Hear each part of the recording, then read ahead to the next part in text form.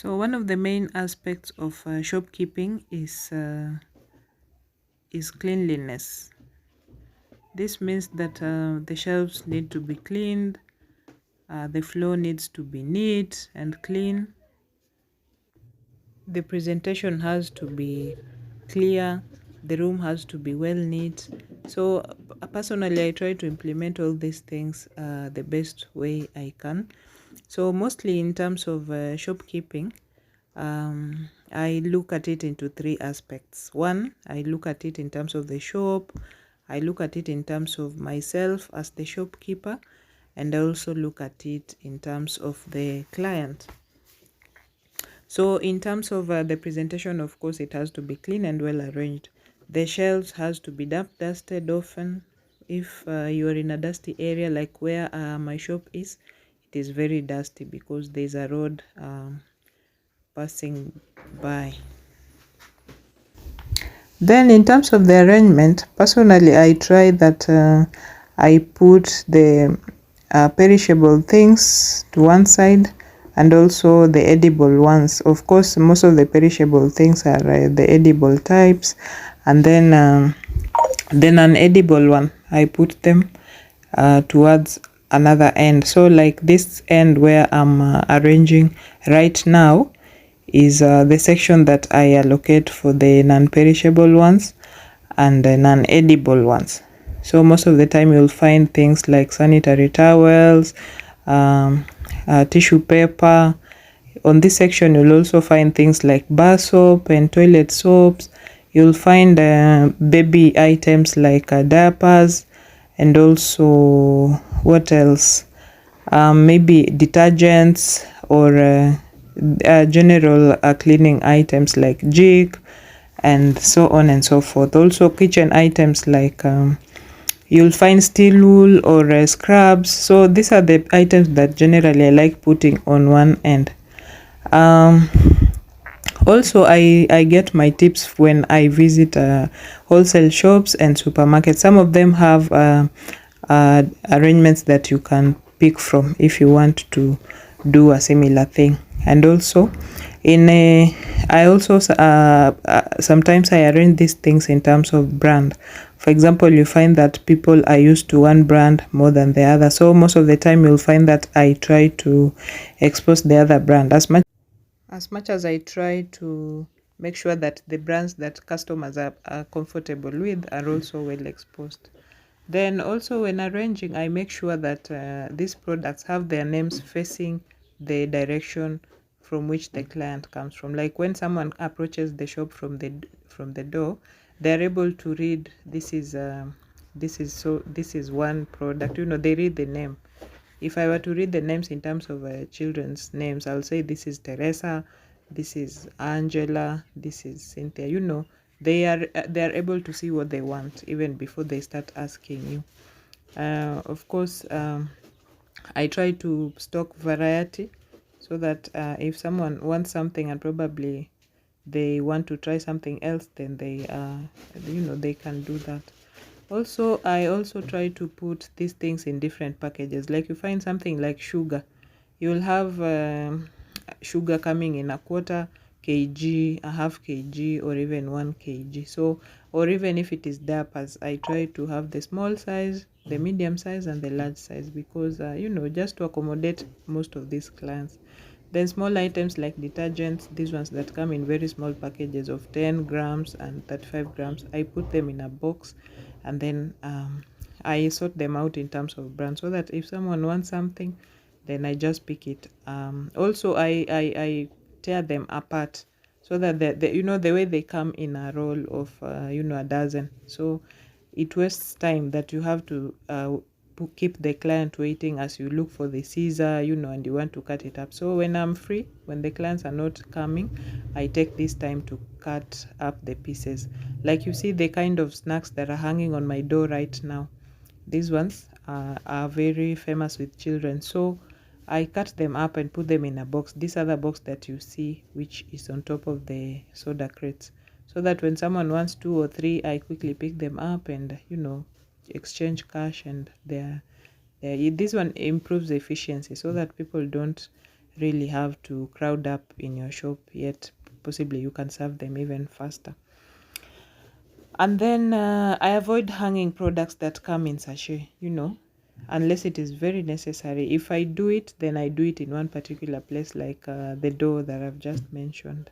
And then I try to have loose cash to ease giving out change. So all these things are tips that I use in terms of presentation and in terms of maintaining the shop and the product, so that events flow, in the hope that probably customers realize these things, and then it keeps them coming to my shop. Yeah, so cleaning continues as I arrange the products. I put the sanitary towels. As you can see, I'm putting them in terms of the brand. So like these blue ones, I arrange them right next to where the client can see, because somehow they're not moving in my shop. I don't know about your experience. And then the very common ones, I put them a bit, of course, for where they can see, but a bit off the entrance. Yeah, then sometimes promotional items and snacks for children, I put them right next to the entrance, so that when the parents come and the children come also, they can see. You know how children are. Sometimes they see and then they ask the parents, can I have this? And then if the parent agrees, now you keep selling these ones.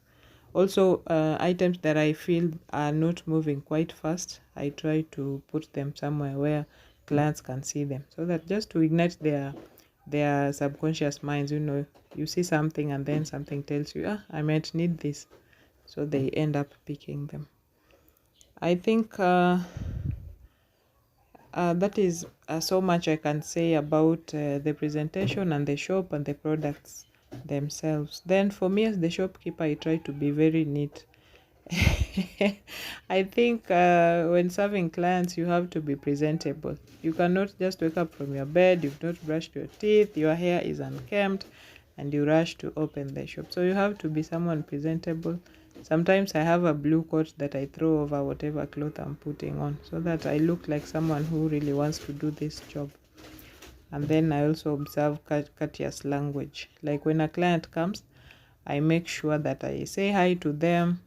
I welcome them, and then I ask them what they need. I don't overdo it, because sometimes if you are very chatty with a client who just wants to pick something and go away, then it is a put off. So I just make it very brief and a bit formal. And then if the client is chatty, then now we continue talking. You can comment about the weather. Like January is very hot and dry, and somehow it looks like people don't really have money. Even myself, I cannot say that I'm very liquid, but yeah, you just have to have a sixth sense where you can read the mood of the client, and then you tell very quickly. If they're in a chatty mood, you accommodate them. If they are in an official mood and probably in a hurry, you serve them very fast and release them. Then I also try to serve them in the order that they come. So if someone comes first, I make sure that I serve them very fast without necessarily ignoring the second client, so that everyone feels welcome. Then I often take note of the products that, I'm now moving on. Right now I'm moving on to the next product. As you can see, I'm done with the second shelf. Now I'm moving on to the third one. So I'm still arranging the sanitary towels according to brand. And I continue damp dusting as I arrange them.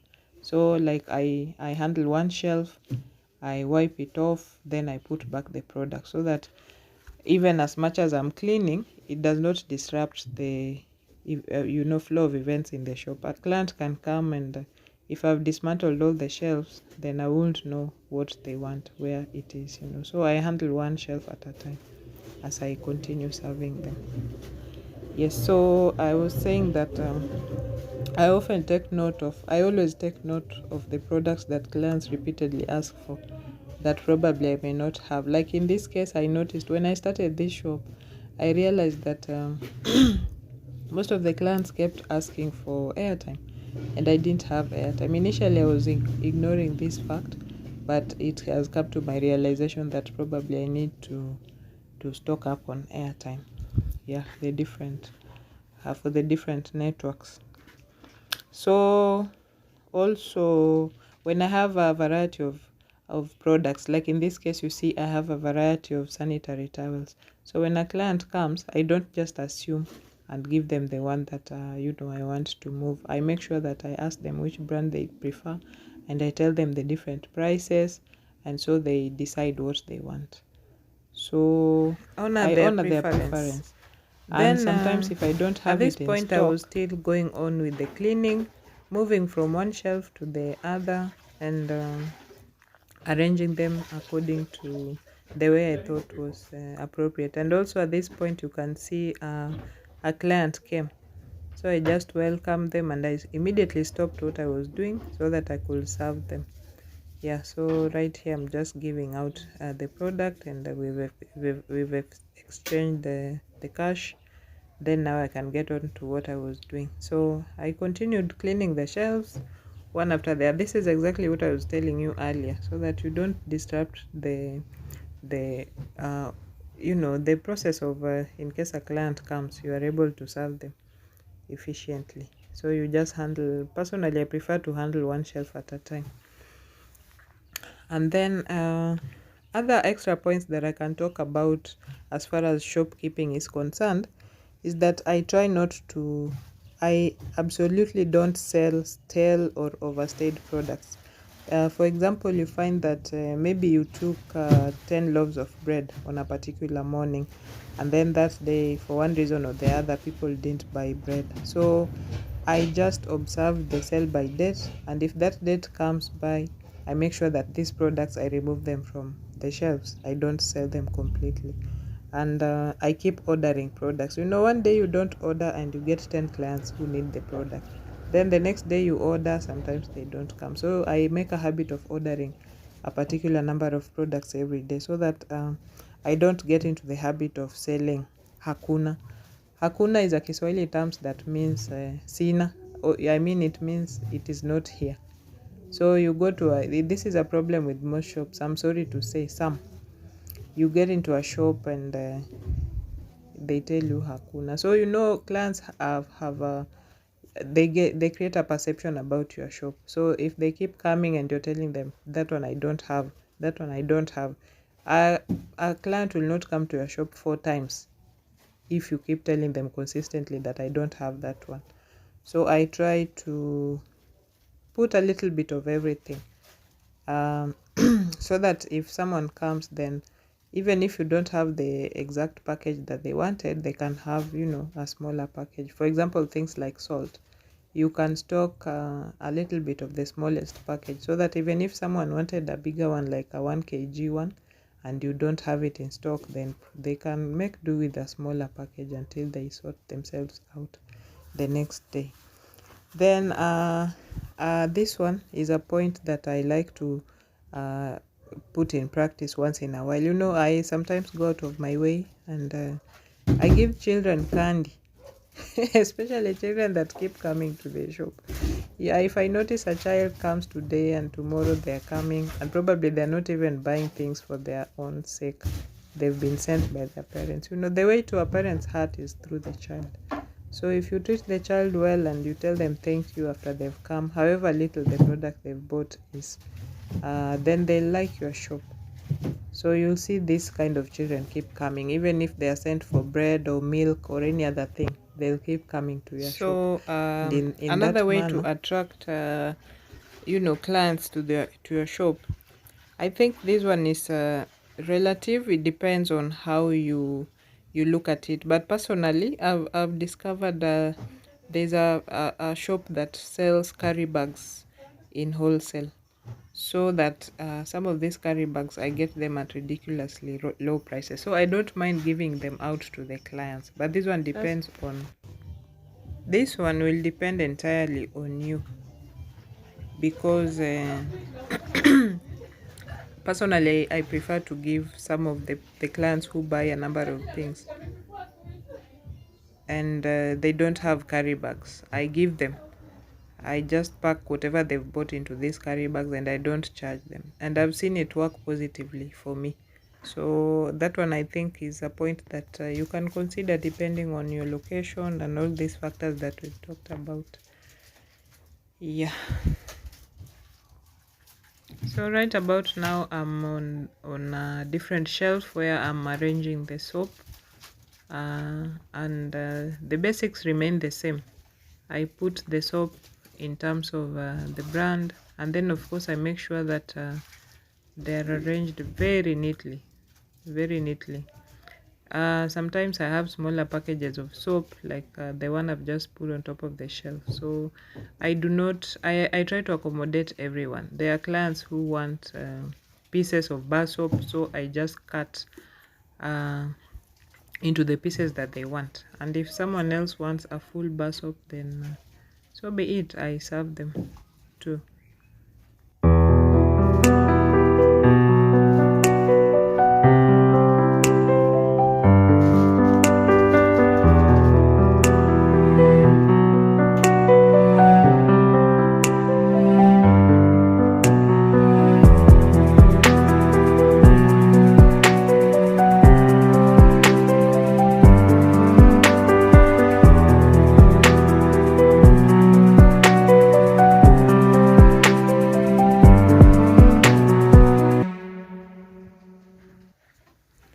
So after this whole process is done, I often step back, get outside, outside the door, and then I take a look at the shop from the client's perspective. What does the client see when they come, when they approach your shop?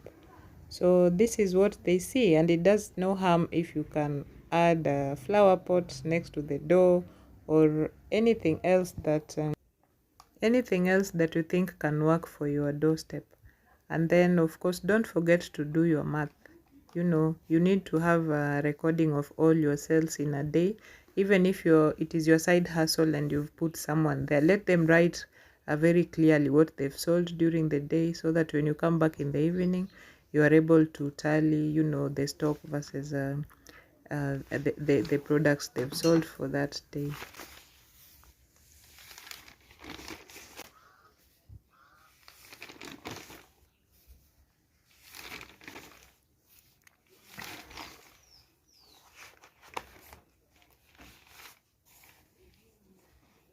So with that, I come to the end of today's edition. I hope that you've learned a thing or two, and you can also share your comments on the comment section below, so that I know how you do your thing at your place, because I'm also in a learning process.